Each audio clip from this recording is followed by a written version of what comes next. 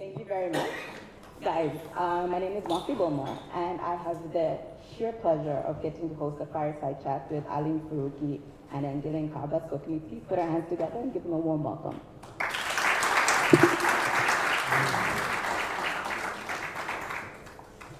Thank you once again for coming. So today we have a lot of eager entrepreneurs who are really excited and looking forward to getting into the industry. So you guys have done a phenomenal job in technology in Africa and obviously made quite a lot of deals. Maybe we could start off by you guys telling us what your first deal was, how it differs from your deal now, and the kind of deal that you think that the continent will be making in the future.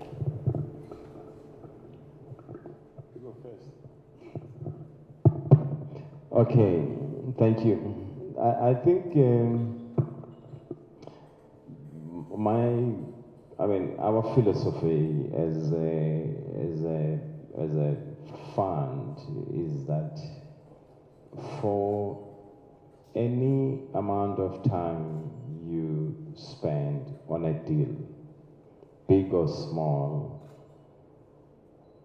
rather go for something big, because the unit of time you use is the same, whether the deal is big or whether the deal is small. So we try and look at more high impact, both by impact we regard ourselves as impact investors. We look at high impact deals. And by high impact, societal impact from the way in which whatever we do will change lives and improve lives of people, but at the same time providing good returns for investors. We have invested, I won't pick any single one, in major infrastructure deals in the continent, such as we built a satellite, which was a $250 million deal to cover the rest of the African continent. We built SimSoko, which is the submarine cable alongside here, just to name those. And we still continue to build in infrastructure. We have a very much infrastructure-focused approach, optic fiber, wireless, because data centers, because we believe that that's very critical for anything you have to do on top. I'll stop here. What was the question again? What was the first deal like? Yeah, what was your first deal? And how does it differ from the ones you're making now, and how do you see it going in the future? Okay, my first deal that involved raising capital from other people was exactly 20 years ago. I was trying to raise money, just a few $100,000 for my retail business, and from a venture capital fund. And the way I remember it is, it was more of a begging tour. In this country, we don't have a lot of exposure to venture capital funds, private equity funds. It's a very new concept, and it's only now that big funds are beginning to look at Tanzania with interest. Back then, 20 years ago, there was hardly anyone. It was a DFI-backed venture capital fund that was doing some kind of exploratory work here that we ended up managing to convince to put money in our business. And I want to agree with the lawyer that one of the biggest psychological hurdles for us, or for me at the time, was opening myself up to the kind of scrutiny that I wasn't used to, having been a sole entrepreneur most of my life. Now, all of a sudden, I had partners in business who wanted to know every single thing I did every single day, who wanted reporting every quarter, who wanted to question decisions I made as CEO.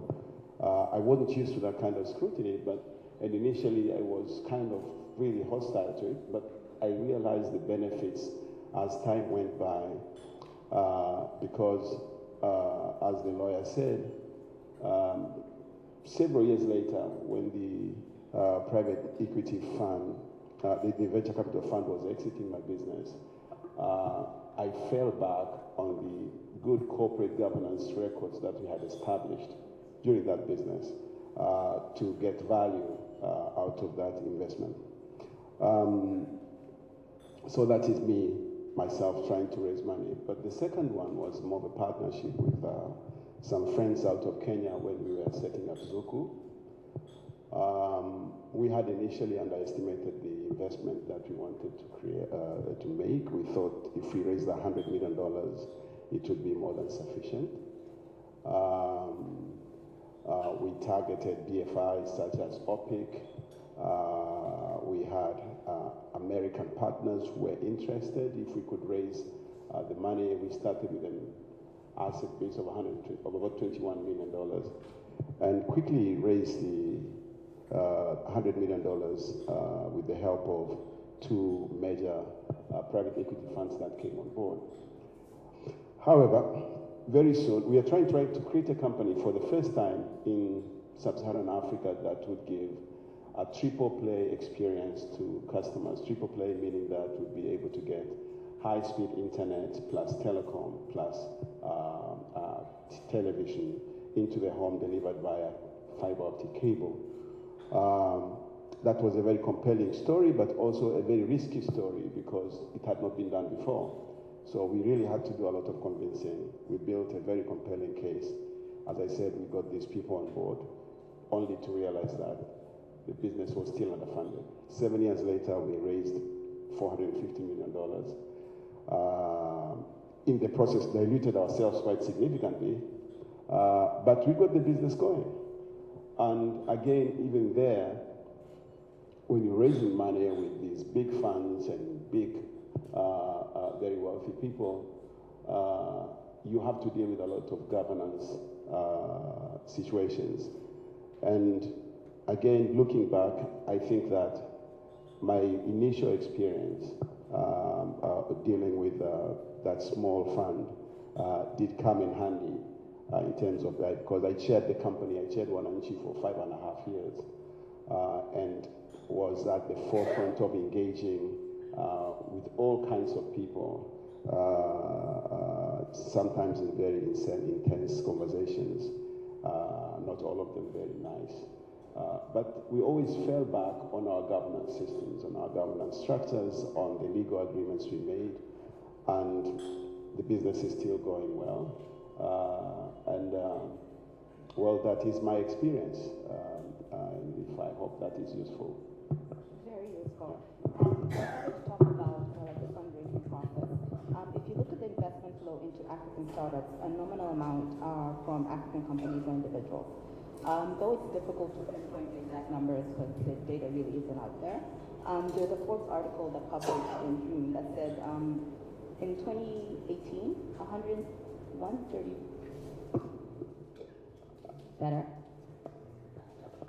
133.5 million of venture capital was invested in Nigeria, the continent's leading destination for venture investment behind South Africa.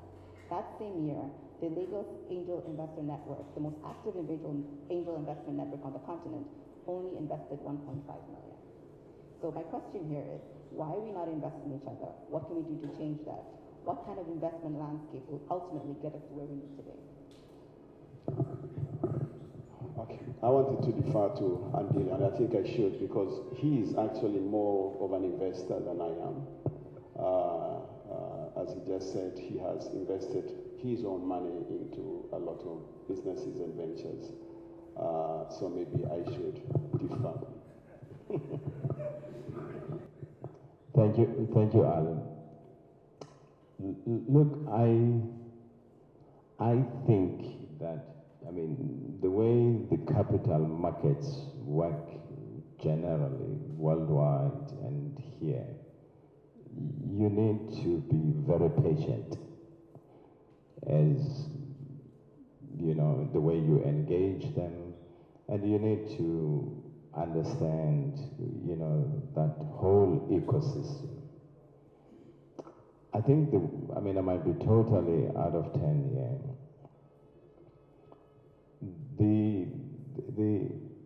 The capital markets community, in whether VC or PE, equities or bonds or derivatives in the continent, is something that needs to be developed a lot, you know.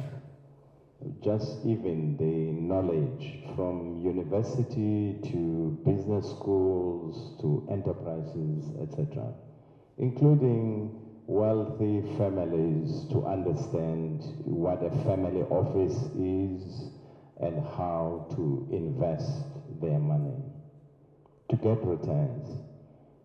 I mean, in the experience that one has seen, basically, is that layer of, I'm just going to identify just wealthy individuals in the continent. They are there, but there's a lot of education that we need to do as banks, you know, audit firms, etc., for people to actually understand the fact that they can make more money investing in individuals than 6% from the bank. Okay? I think there's a lot of education that needs to be done to the wealthy class of the African continent. They are there, I mean, and most of them, either they are risk averse, they believe that, you know, they must keep money in the bank, and, you know, or they must take it to another continent because it's safer. So there is capital in the continent, but the education, I wouldn't put it to entrepreneurs. I mean, I would put it to audit firms, law firms, banks, to educate, because banks, auditors, and law firms are the ones who advise these wealthy individuals where and how to keep their money. And that's where, I mean, in my experience, basically, I see, you know, a bit of work that needs to be done. Most of the audit firms here and lawyers, they talk to wealthy people all the time. They know them. These wealthy people go to them for advice, how to keep their money, where to keep it, etc. Please tell them that they can put aside 15% to reinvest in the building of this ecosystem. I think that's where, in the way I look at it. Thanks, I think that's now the view from the investor, but I also want to, as a person living here, and right now I'm a partner in a fund that's investing out of Johannesburg into sub-Saharan African markets, focusing on agribusiness value chains. And this is the experience, and we've been at this now for the last 10 years. That the challenge that investors face, first of all, why would people invest in any company? They invest most times, although it's called angel, but behind angel is always the profit motive. You invest in order to make money. You don't invest because you like the guy or whatever. You invest so that you make money. Now, how do you make money as an investor in an idea or in a business? Is you make money at the time of exit. Now, what kind of exit platforms exist in our marketplace? You have either a third-party sale or capital markets. You are involved in this business, and I'm sure you've been studying the private equity and venture capital landscape over the last 20 years. How many exits have taken place in Africa over using IPOs or capital markets? Very few, hardly any. Because most stock exchanges or capital markets in Africa lack the liquidity to support the kind of exits that people want. Where in the United States, in Europe, you can make as much as 20 times of what you invested in a business. And that's why people take that risk. But if I'm going to be investing in a business and 7, 8, 10 years later I want to be getting out, and all I can do is negotiate with my partner or some other guy to buy me out, it then becomes all of a sudden a very risky venture. So there are very few exit options for investors. That is one. The other problem that I think investors see in our markets is the legal framework. How are disputes resolved in our markets? If I go into a company, invest, and then later I want to fire the promoter of the business because he's not managing it. I have seen situations where investors, with legitimate reasons to fire a CEO, have ended up being kicked out of the country because the local guy has good connections. Stopped at the airport. Their investments confiscated, forfeited by the government, because most governments are under the influence of these local guys who happen to be well connected politically and all that. So the fact that the investor lacks protection from these kind of situations, again, makes people very hesitant. The third part is that we don't have a lot of wealth out there. There are people who are fabulously wealthy and could do well to invest their 20-30% of their wealth in these kind of ventures. But there aren't many. There aren't many that are out there who are looking for investment opportunities. The few who have the money have incredible number of opportunities that are knock on their doors every day on how they can multiply their money. They don't have to go into these very risky situations with people. Finally, the fourth part is that the private equity and venture capital industry is dominated by non-African players. A lot of the PE managers that you're going to come across are going to be from the north or from Singapore, from the other place, but very few Africans. So the kind of social connection they mention and also the understanding that that social connection brings is lacking. Very often you talk to each other like 100% strangers with lots of suspicions and so on. Our fund is probably one of the few 100% African owned and run fund management company of that size. We are managing a portfolio of $120 million and focusing on a very interesting sector that very few people invest in. But very often, even people who are managing African-owned funds, like funds that are, they're managing assets from African pension funds, African asset owners, they tend to be Western companies. So they bring their own cultural baggage into the room, and they have a lot of difficulty doing business with people. I realized when we were doing Zuku, it did help to have an American partner. Just having an American partner helped us get the OPIC funding. As you know, OPIC requires that you have an American partner with a certain amount of shareholding. Without that, that is the only value he added, his passport, But the idea was local, the market was local, the work was going to be done by local, but we needed that kind of qualification. So this is the reality. It's not that there is anybody who's sitting somewhere manipulating. You have those realities. One maybe just to add what Ali said, that for us, what we look at is the product or the technology or the solution, which we focus only in technology, must be able to not be seen to be local, but it must be a technology that could be attractive to anybody in the world.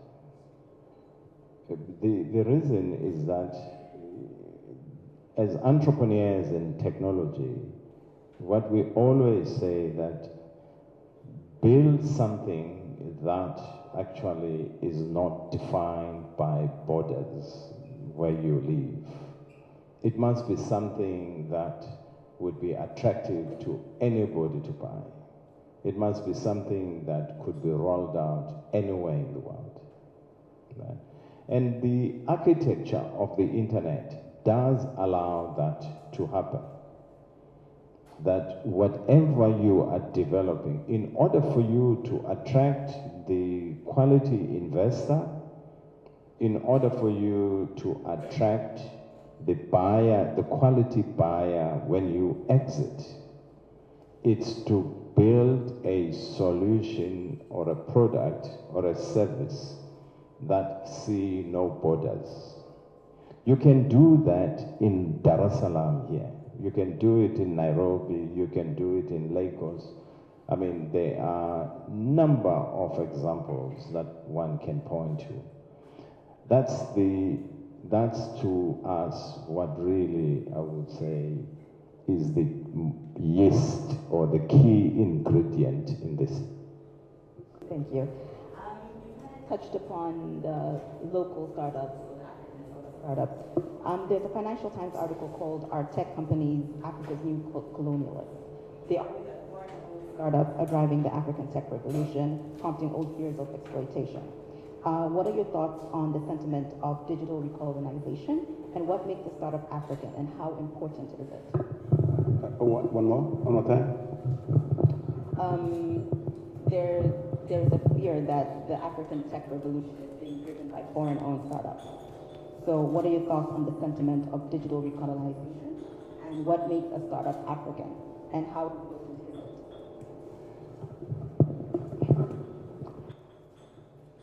That's a false notion. I mean, Africa has 1+ billion people. It defies logic that anybody not African can dominate anything unless we are happy with that. Now, there will be a preponderance of foreigners in some of the most attractive or exciting startups because they are the ones who hold the capital. The innovators are people with ideas, with some skills, but they do not necessarily have the money. You want to launch your product, you want to scale your product, you're going to need the capital. And just like I did 20 years ago, I also went to a foreign-owned fund to get the money. So if you could call my business a startup, there was a foreigner in my business, but it was my business. And I don't think that, we tend to want to complain about these foreign local situations. I think at the end of the day, it's what we make of those investments that come into our startups. I would like to hear maybe any specific examples you have, for example, of these so-called foreign-owned startups and what that has to do with the investor climate on the landscape.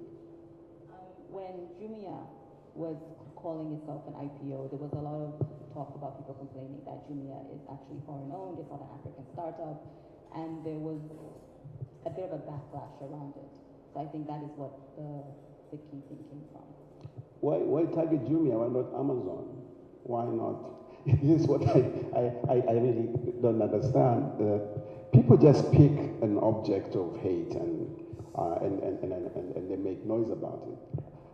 African markets have, since colonialism, always been dominated by foreign ideas, foreign products, foreign capital. We are in the process of reclaiming our space. It is a slow and frustrating process, but we are not yet at a point where we are going to be able to triumphantly claim that we're here and we're in control. This is reality. But I think that it's a good thing that Jumia came. I think it provided a solution, it provided an opportunity, it also provided an opportunity for Africans. Africans were invited to invest. But then Africans don't invest and they just say, look, it's foreign owned. I mean, would it matter if it was locally owned? Would you be more attracted if it was locally owned? Chances are, a lot of people would not invest in it if it was locally owned. So I think that there is a lot of doublespeak here, and we shouldn't waste too much time on that. You see a good idea, it shouldn't really matter if it's foreign owned or not, because you start by saying it's foreign owned, like Western owned or just outside Africa owned. Later you start saying it is but Nigerian owned, not Tanzanian, or it is Kenyan owned, not Tanzanian. That is a lot of nonsense. Is it a good business? Do you want to put your money there? Can you apply your skill there? And in the process, we are going to grow. The early investors in Jumia, the early workers in Jumia are going to go out and set up their own businesses based on the experience they gained from being part of that. Imagine if the Americans were to say they don't like the fact that Silicon Valley is dominated by foreigners. As a matter of fact, a lot of foreigners in Silicon Valley. But the Americans couldn't care less. Those people are creating wealth for the United States, right? Well, I'm an internet entrepreneur. So the internet does not have borders. I mean, the internet does not have borders. If you take your product, you put it online, it's not in a country. And I think this is what we really need to try and understand. If you want to become a tech entrepreneur that builds businesses on the internet, there is no border of countries online. You are building an internet business. It will be visible, doesn't matter anywhere in the world. I mean, we have internet-based businesses. We carry traffic from different parts of the world. You know, I don't know foreign or non-foreign. The only thing I know on the internet are, you know, natives and non-natives on the internet. Those who were born before or after. But if you are a tech entrepreneur in Dar, you are a global entrepreneur. You operate online. You can scale that product and sell that product anyway. If you have deep skills in machine learning, in AI, you can sit here and do jobs for people. It doesn't matter where they are in the world, and earn money in whatever currency. I was explaining to colleagues this morning that since 4:30 a.m. and before I came here, I probably did transactions in about 4, 5, 6 countries in the world. And sitting here in Dar es Salaam and signing, approving things and transferring things across multiple continents. There is nothing that says this is a local, and until such time that we change that in our minds and understand that the internet, there's no internet of Zambia, internet of this country, internet. It does not exist. So my view is that when you build a product or a platform, or when you think about yourself as an entrepreneur on the internet, remove this notion of being local. You are an internet entrepreneur that can operate. It doesn't matter where. Thank you. Ali, in your TED Talk in 2014, you stated Africa is not rising. How do we better understand and accomplish the real African rise, and what role does the fourth industrial revolution play? Yeah, my views on this are probably going to be controversial because That's why I'm asking. Fourth revolution means there was the first, the second, and third. Yeah? What was our role in all that? And what makes you think all of a sudden, now that there is a fourth revolution, we are going to change? Throughout the first 3 waves of revolutions, Africa was a provider of cheap labor, whether it was through slavery, cheap resources, those that were being exploited during colonialism. We've continued to provide cheap resources for industries elsewhere. Now we are even providing educated cheap labor for those who are forcing themselves to migrate out of the continent. This is our reality. And while it is exciting to be present when the industrial revolution, the fourth industrial revolution is manifesting itself. And a lot of people think it happened yesterday, but the industrial revolution has been creeping on us for quite some time. The technology has been evolving ever since the internet became part of our life and has been getting more and more sophisticated, and I think now has reached some kind of critical threshold where we are feeling it almost every single day. We're having something to do. Even some people who live in rural areas, that has to do with the fourth industrial revolution. But we are participating mostly as consumers at the most expensive end of the value chain, as buyers of services created by other people elsewhere. This is the sad part, because we have not prepared for this. We have not made the necessary investments, particularly in education. Okay? Even our smartest people who could play very transformative roles in these industries find it necessary to relocate elsewhere, outside of Africa, to actually to be productive. He's one of them.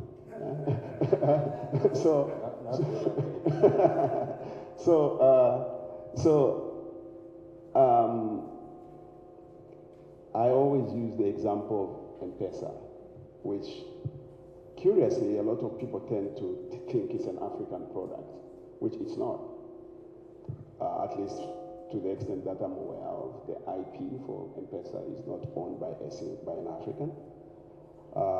You all know the history of its development, a DFID grant to a Safaricom, and then there was this development by a young white man. We have become famous for using it, not for creating it. And if you look at the M-Pesa value chain and who makes money, you'll find that Africans, for the large part, pay the money. Now, it has created a situation where we have more financial inclusion, we have more financial activity, and it has solved problems. It has solved problems for individuals, for governments. But it shouldn't be overrated, in my view. But this is a typical example of how we assume to be part of this huge industrial revolution when we actually aren't, or we are not being so in a manner that maximizes our benefit. So we have to really invest very seriously in education. We have to invest seriously in technologies. We have to invest, and the government has a very important role to play here in directing resources towards the kind of education that is relevant for this century, in making it easier for entrepreneurs to make investments that are going to make this technology accessible, not just to consumers, but also to workers, to users. And I do not see that awareness being there. I see, for example, the government attitude being more wanting to milk every dollar out of every investment in tech, because now they see technology is the money maker of the season, and then all they do is just come up with very creative ways of how much tax they can collect. Every call, every text message, every megabyte you use, every transaction has to be taxed. And they say, to what end? If you are collecting that money and throwing it into education, I would understand that. But if you are collecting that money just to consume it, then we are slowing down the uptake of these technologies. We are not necessarily enabling the educational institutions that are supposed to broaden the knowledge base. And we are making ourselves perpetual consumers, and this revolution is going to pass us by. I'm waiting for your comment. And in addition to that, I know you also have a regulatory background as well. I wanted you to also touch upon whether how do we make sure that it's not overregulated or underregulated as we're trying to innovate and we're not missing the fourth industrial revolution? Maybe I have a contrarian view. I think Africa is going to be the largest market on earth. That's my view. And I invest in all continents. We are going to be the largest market, not in 100 years, but in 10 or little more years. I mean, in 2025, we are going to have a 67% smartphone users. By 2030, that's going to cross over 75, and that inflection point changes everything. We see this, I mean, we probably are the largest carrier of traffic, submarine cable traffic on both Atlantic and Indian Ocean. I have a visibility of what's happening. We are lucky, we have young people in the continent. I mean, who actually, their ingenuity and the way they will be 10 years, 15 years from now, you will not see anything like this in any continent in the world. So for that, to me, I believe that we are going to be number one in the world in this next 20 to 30 years. I believe in this and I invest in this, basically. I see a lot of technology development, basically in different parts of the world. I'm an advocate of open source, I mean, big time, and anybody can learn open source and build these big platforms on open source. It's no more as expensive as, you know, proprietary infrastructure is before, and that's what we do, basically. So my view is that we are going to be leaders in tech in the next 10 or 15 years, or even less, because of, you know, the population we have and the adoption models that, because of the adoption models that we see in the continent. So I'm really very bullish about this. I think, in my opinion, that you know, what has been a disadvantage for many years is going to turn as an advantage, and it's almost laws of physics will turn it as to become an advantage to us. It doesn't matter what, basically.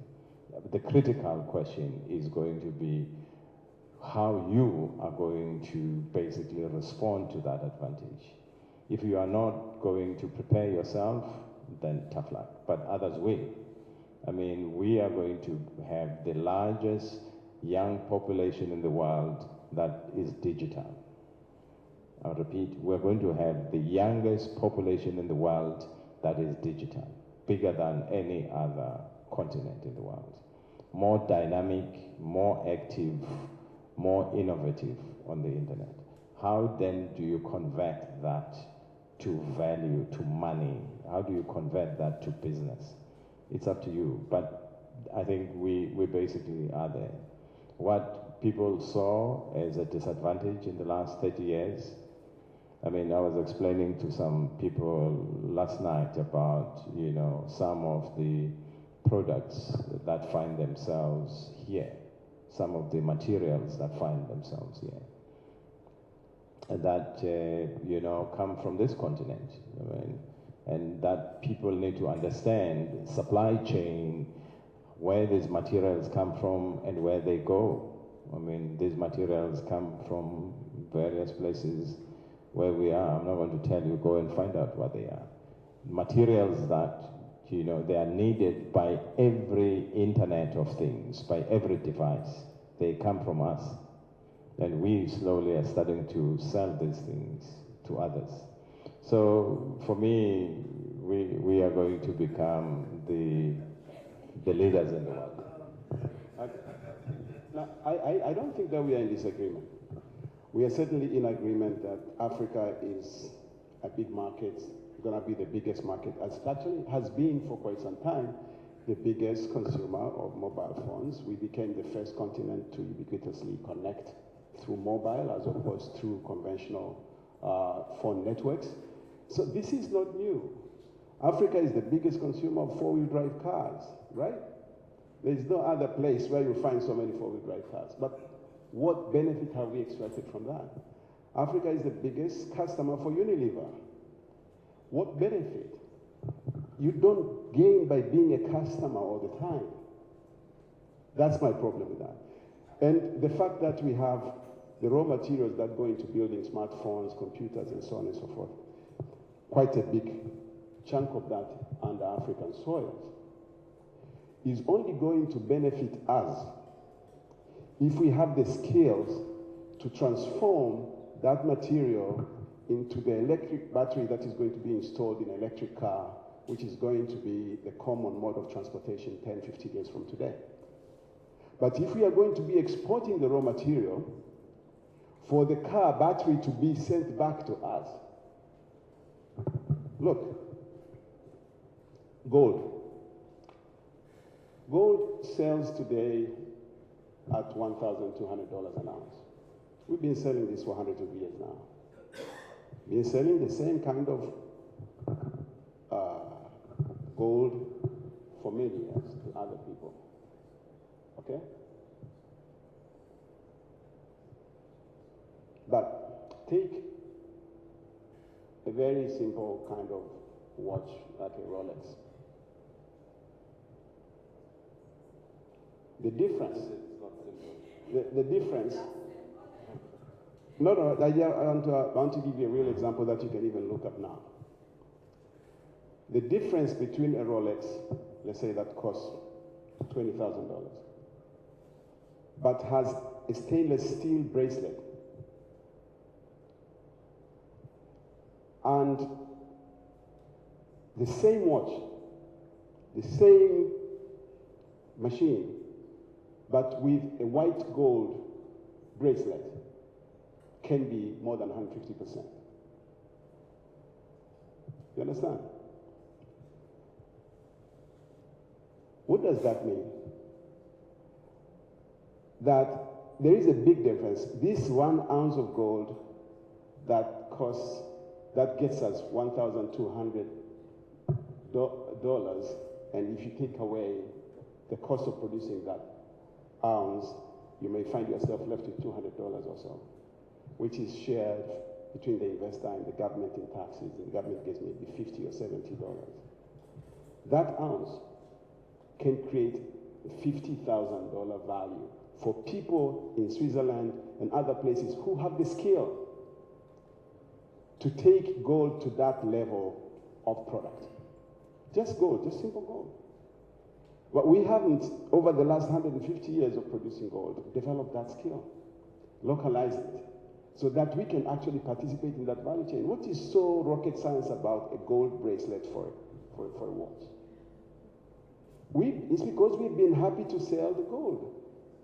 And if we are happy to sell tantalum and wherever, all these other coltans and in bulk to people abroad, we are going to be happy to import the electric cars from Tesla and others and pay $100,000 basically for the battery. But what would it take for us to be able to establish, for example, electric car battery assembly plants in Africa? You're going to need skills, you're going to need capital, you're going to need an investment framework that makes that possible. It's not rocket science. But we are so addicted to selling raw materials. We have not the skills to add value. You're going to find Africans in Switzerland who are working for Rolex and others. It's not like Africans cannot become incredible watchmakers or jewelry makers, but we haven't created an ecosystem that encourages that. So this is my concern, that entrepreneurs such as myself and Andile and others, we are going to make money even in this consumer situation. We've always made money selling phones, selling computers, selling clothes, selling whatever it is that needs to be sold. We make money selling services. But I'm more concerned about the fate of the continent, because you asked the question in the context, is Africa rising? I think I've answered you.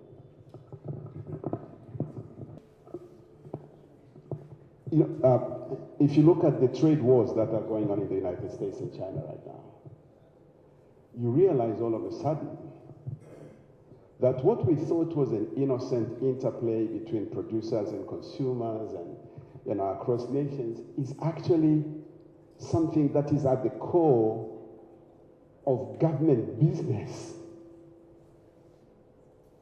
That governments, serious governments, are looking at these interactions with very, very, very, what shall I say, extreme care.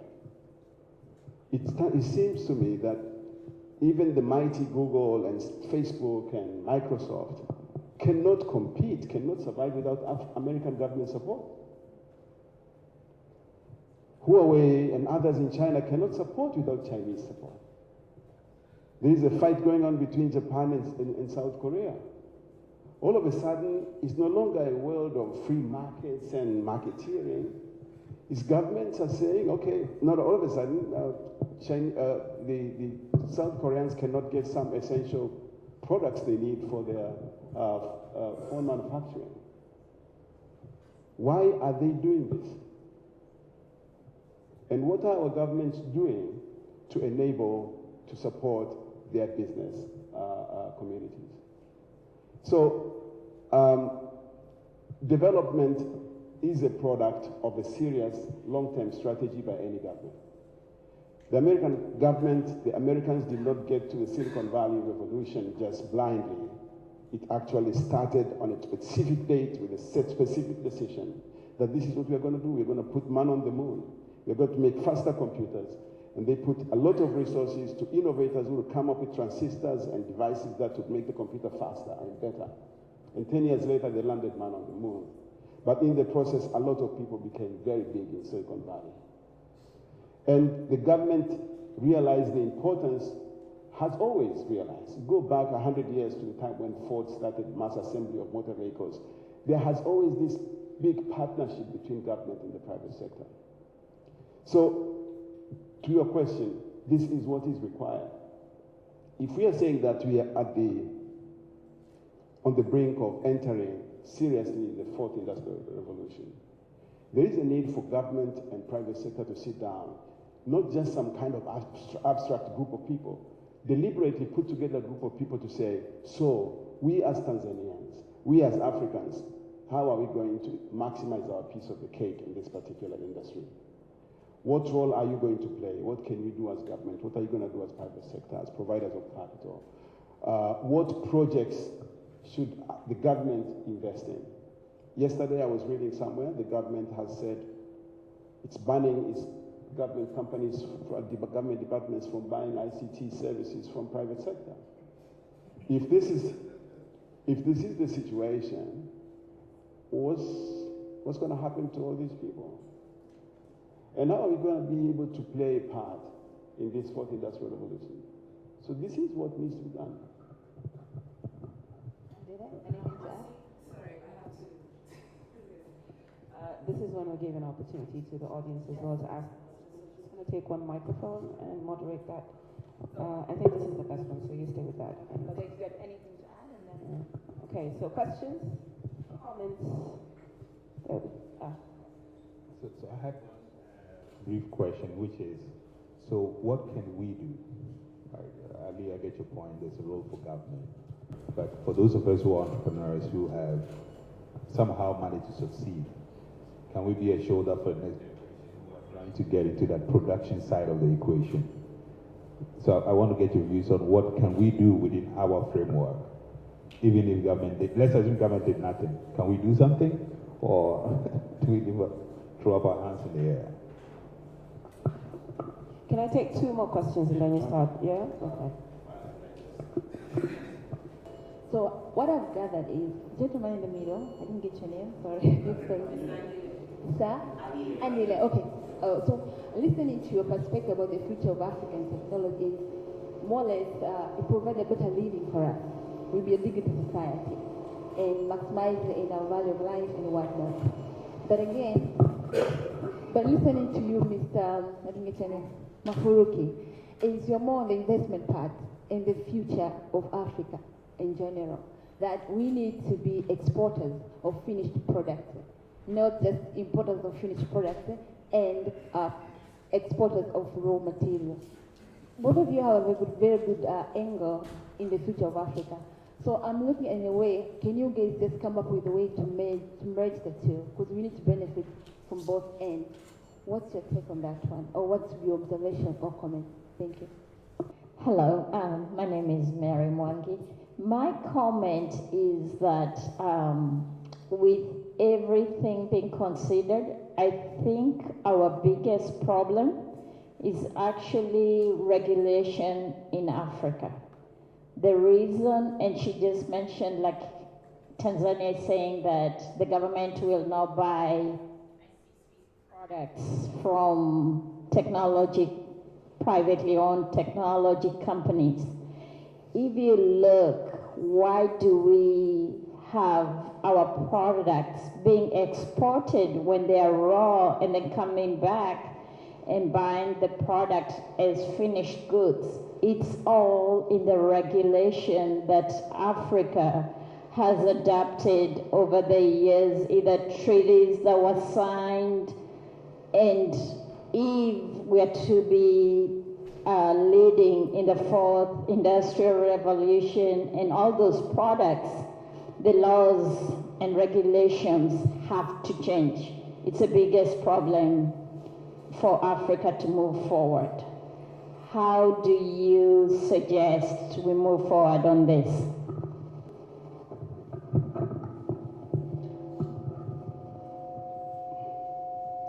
Laws and regulations do not arise from some vacuum. There's always a context. As an example, the laws that govern social actions and discourses in Saudi Arabia, they are rooted in the Arab traditions and Islamic religious philosophy. And so you have the laws of Saudi Arabia, or the laws of Islamic countries. Laws in Western Christian countries can be traced all the way back to the Christian traditions and moral standards and the Roman, whatever, historical traditions that people have inherited. The definition of what's right or wrong or how severe a deed may be is interpreted differently in some countries because of that.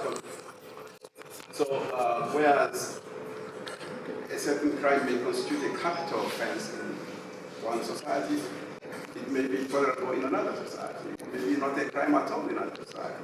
So government policies, likewise, they come out of some kind of context.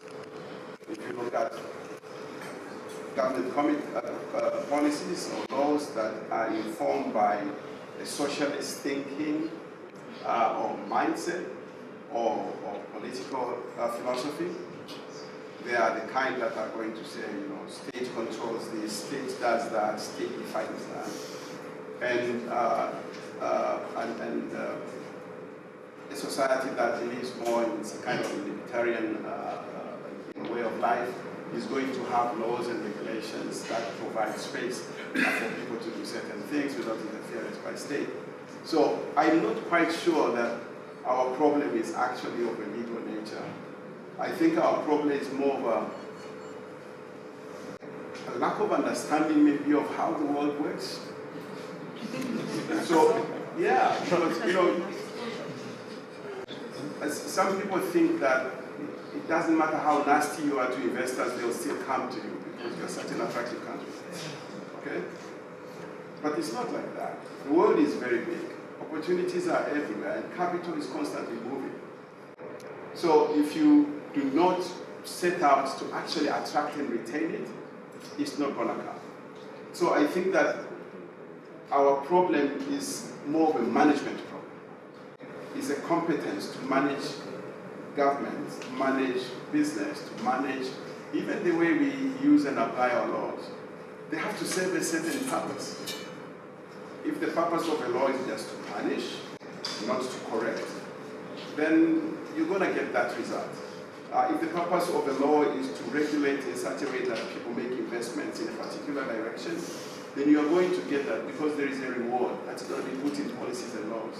So, smart governments, if you look at Singapore, for example, that had nothing going except that they had a very intelligent government that understood the context of their country, understood the environment, saw the opportunities, and they put in place a governance framework that worked for them.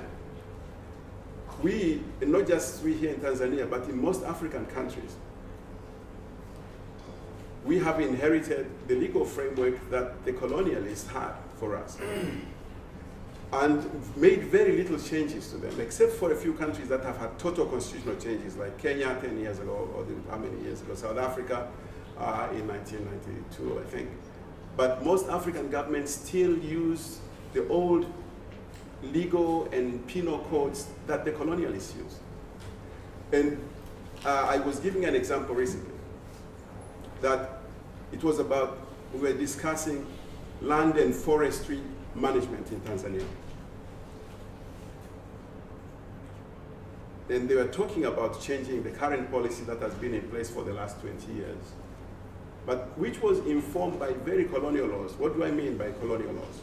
The colonial laws, when the colonialists came here and took over this country and made it their property, there were assets that they saw, and one of those assets was land, another asset was forests. So they came under government control. But before that, these lands and these forests were owned by people. They are owned by chiefs, they are owned by individuals, they are owned by people. But government took control and said, from now on, government belongs to land. You want to use it, we have to give you a title, and we give it to you for a certain period of time, and you have to pay some fees or rent to us. That was a colonial situation. This is somebody who's looking at land and forest only as an object of exploitation, regardless of the people who live there, regardless of people who actually own it. Now we became independent, and you would have thought that the first thing we would have done was to abolish this law. Because we fought for independence so that people can regain ownership of their assets. But this law is still on the books to this day.